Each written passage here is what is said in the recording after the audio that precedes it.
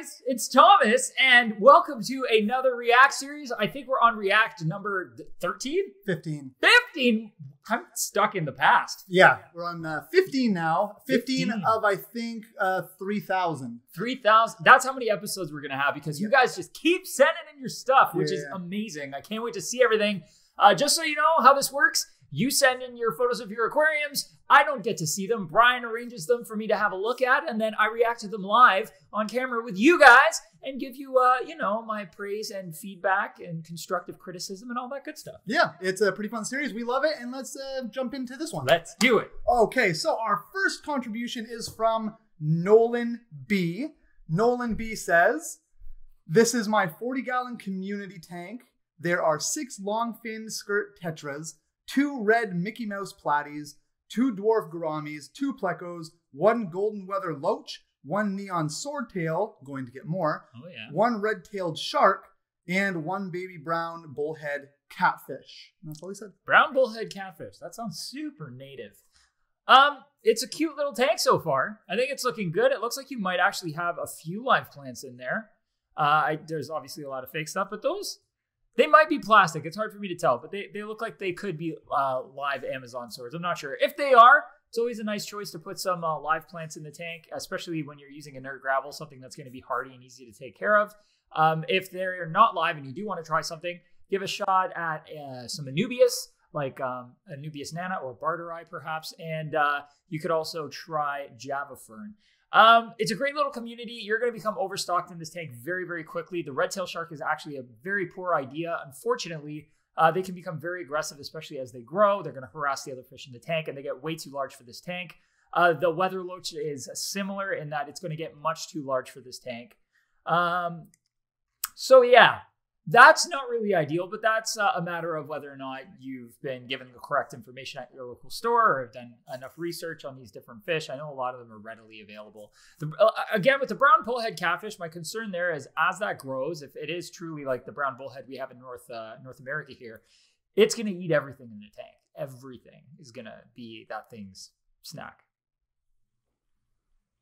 Other than that, everything looks good. You got a heater in there for them. You got a hang-on filter. It looks like a penguin, perhaps, or a emperor. But either way, I think it's a cute little system. Things are coming along nicely. Everything looks happy and healthy. I would just be very cautious with the fish that I mentioned. And yeah, maybe throw some live plants in there that'll help with the bioload. Are they all fake plants? I think those 2 are live Amazon swords. I'm pretty sure they are, but sometimes plastic plants can look fairly real. So if they are real, will they eventually grow tall enough to kind of like cover the full length? Yeah, if they are Amazon swords, they should go straight to the surface over time. Nice. For sure. Yeah, that would look pretty cool. I agree. Awesome. Well, thanks so much, Nolan. Appreciate it. Next up is Predrag. This is one of his tanks here. No real setup for that. It is what it is. Well, first off, it looks like we might have a canister filter on there. I know it's got the quintessential green Eheim piping, but I don't know if it's actually an Eheim just based on the rest of the tubing and stuff like that. Either way, I think it's a great little tank so far. There's a little bit of algae on the plants there. So you might want to maybe incorporate some snails or something that will help clean that up.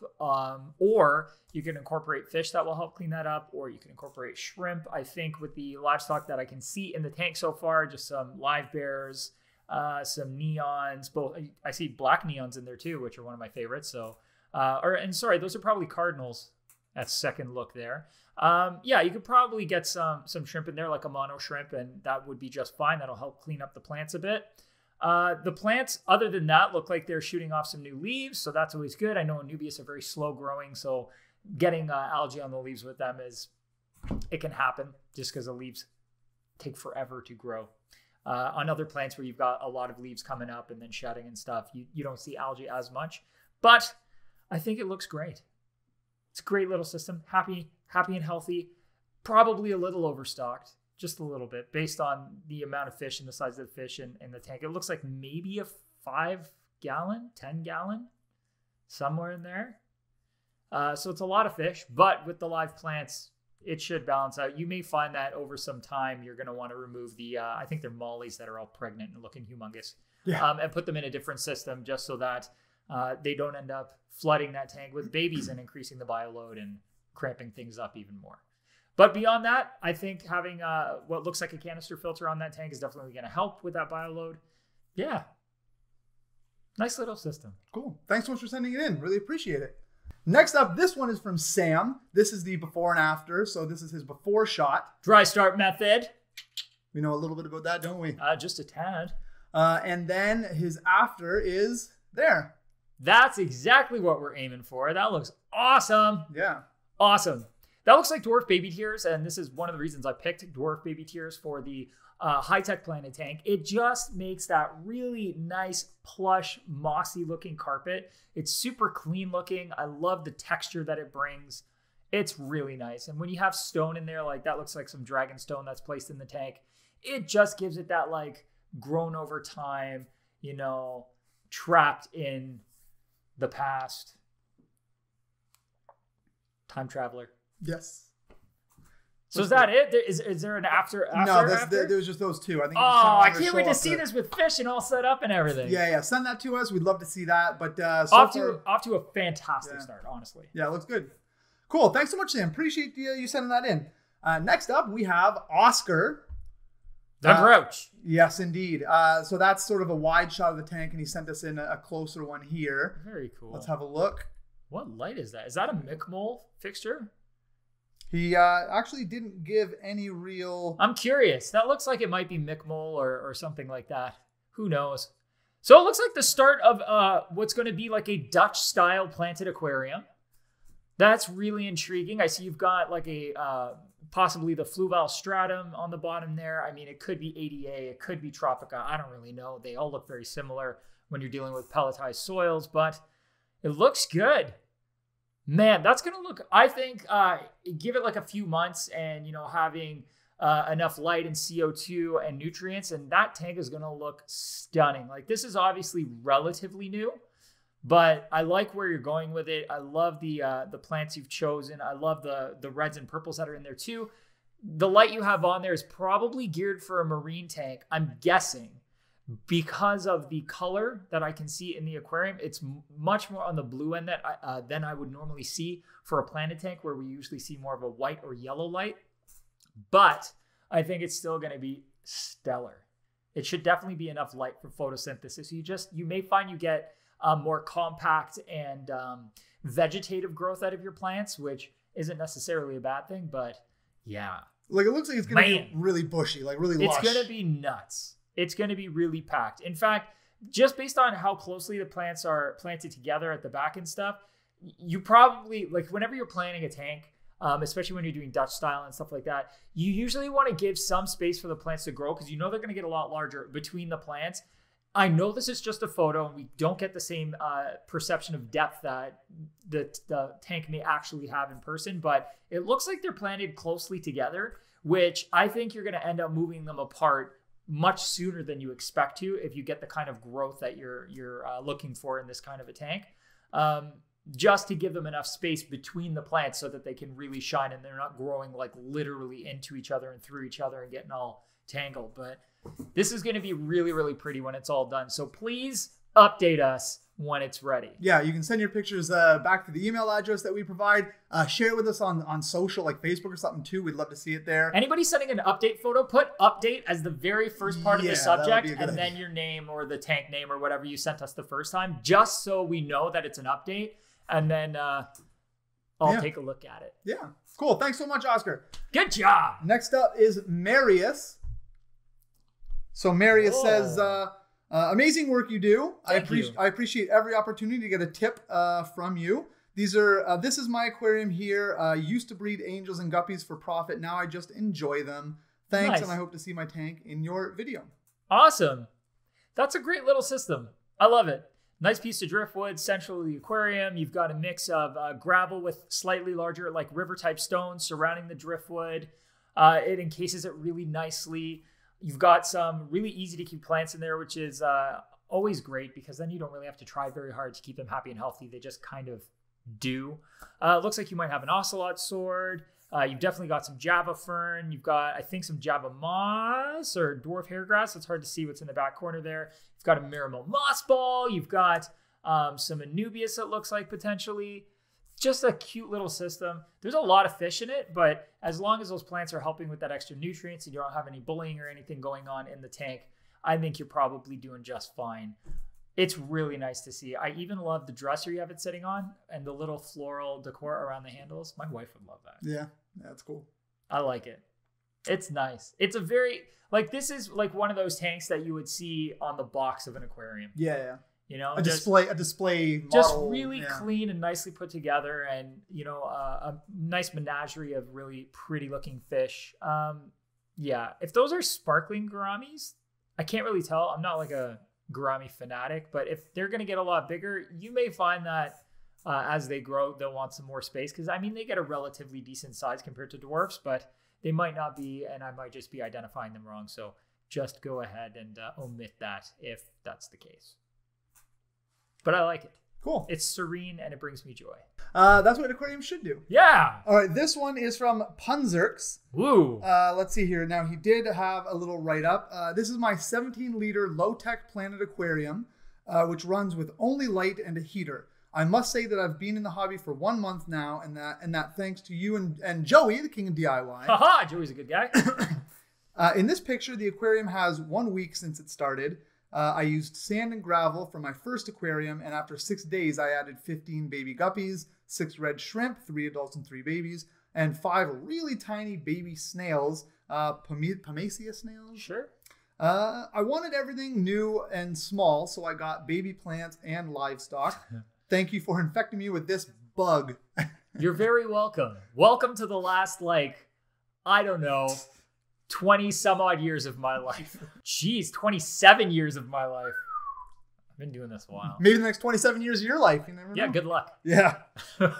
Cool. It looks great. I think it's a really small tank. Obviously, you can tell just based, well, one, you said it's 17 liters, but just based on the size of the gravel and the driftwood and stuff, like, you can tell it's a very miniature sized tank. The shrimp look good. The plants look like they're off to a pretty decent start. I don't really see any algae to speak of. The water is a little bit murky. That could just be from, like, if this is truly just very newly set up, just removing the sand and gravel around can kick up quite a bit of dirt in the water. And if you don't have a filter to actually pull that out, it's just going to hang around. You know what I mean? So it looks really nice. You're basically trying to create a little ecosystem, right? You've got the plants in there. You're hoping that they're going to do 90% of the filtration.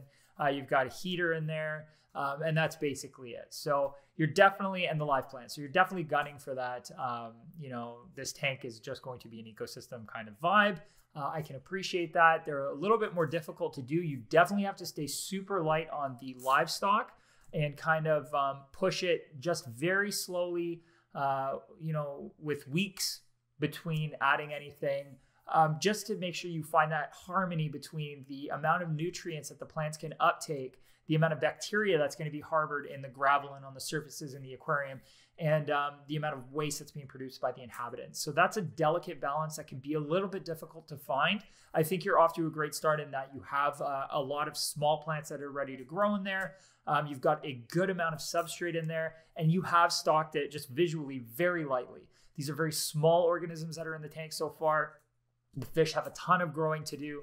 The shrimp obviously are going to grow a little bit over time and then start reproducing and so on and so forth. But if you do start to find that you're getting, you know, a lot of algae in the tank or anything like that, these are indications that your ecosystem might be a little bit out of balance, and then you might have to start removing things like the highest bioload things in that tank will be the fish. So if you find you're starting to get to that point where things are going out of balance, you start removing some fish first. The guppies, obviously, if they're guppies, they're going to grow up, they're going to breed, and you're going to have more guppies. So that's the only real concern I have with this system. Beyond that, I think it's just a learning curve. And once you get around it, it's a lot of fun to do this. This is like, it reminds me very much of the like enclosed science project that they used to have you do in like high school or whatever, where you'd get endlers and a bunch of like wisteria or whatever and throw it in a bottle and cap it and just be like, this is it. And you stick a desk lamp on it. You're like, this is my aquarium. The fish eat the plants. The fish have babies. The plants clean the water. So yeah, it's the same idea, and I think it's really cool. So have a lot of fun with it, and send us an update when the time is right. Yeah, and welcome to the hobby. That's really awesome. Yeah, glad to see you. I'm glad that I could help you get the bug. Yeah. It makes me happy when other people have to suffer the same fate as I, and that is enjoying aquariums for the rest of your life and being broke.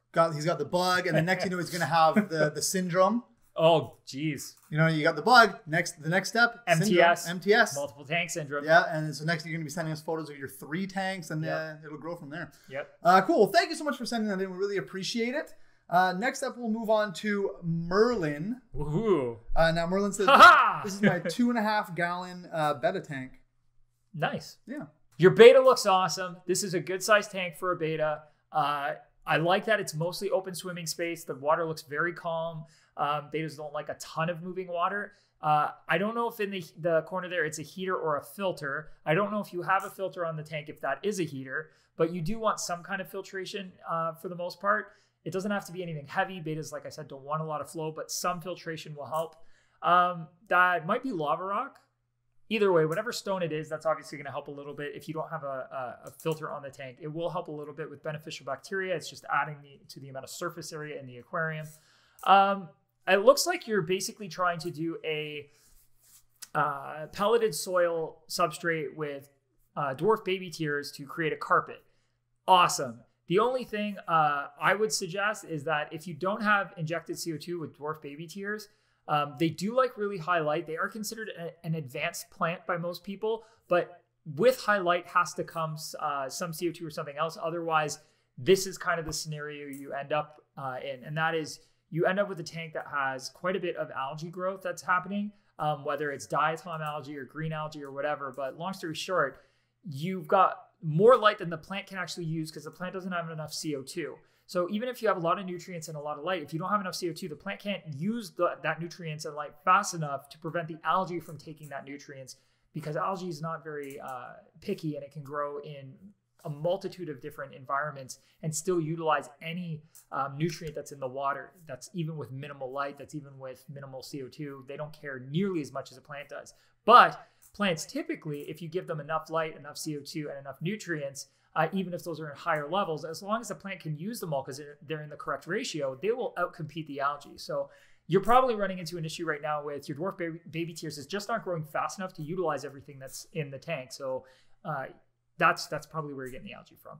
This tank will look really nice when everything is grown in and that mat is completely taken over, but you will fight to get that to happen. Dwarf baby tears in a low-tech system or in a no CO2 system, and liquid CO2s do not work the same as injected CO2. So you can't really set up a high-tech system and dump in liquid CO2 because it's not actually CO2. But yeah, I think it's going to be a lot of fun. I think you're just in the awkward state. Like when my hair was a little bit shorter and I couldn't do a darn thing with it. Injected CO2. Look at it now. Yeah, see this? So you're saying it might be a bit of an uphill battle, but it's going to be a little bit of an uphill battle. It's going to be a little bit awkward for a while. You're going to have to stay on top of maintenance. You're going to have to stay on top of water changes. You're going to have to fight that algae while you try to get that carpet to grow in, unless you start injecting CO2. But I still would put a filter on that tank if there is no filter. I can't, like I said, I can't tell if that's the intake of a filter or if it's a heater, just because the photo's a little bit blurry. Yeah. But yeah. Cool. Well, thanks so much for sending that in, Merlin, nonetheless, and best of luck. And yeah, update us. We'd love to see an update. I'm going to say we call it a day on this episode here. Dokey. We've got a ton more to react to, so we'll get to those in the next episode. Awesome. So thank you again, once again, everyone for sending those in. If you haven't sent one in, you want to, you can find the information on how to do that in the description down below. There's an email address there. You just email your photos or videos to that email address. Super simple. And then I show it to this guy and he reacts. So yeah, thank you again so much. Don't forget to subscribe. Because we have the React series, but we also have... we got so much stuff coming up. It's going to be nuts. We have a whole bunch of stuff in the past, builds. We have builds ongoing. High-Tech Planet, for instance. Mega Build 2.0. Discus Tank. Yeah, Discus Tank. And we have another big build coming up. So make sure you hit that subscribe button. We'd really appreciate that. And as always... keep on tanking!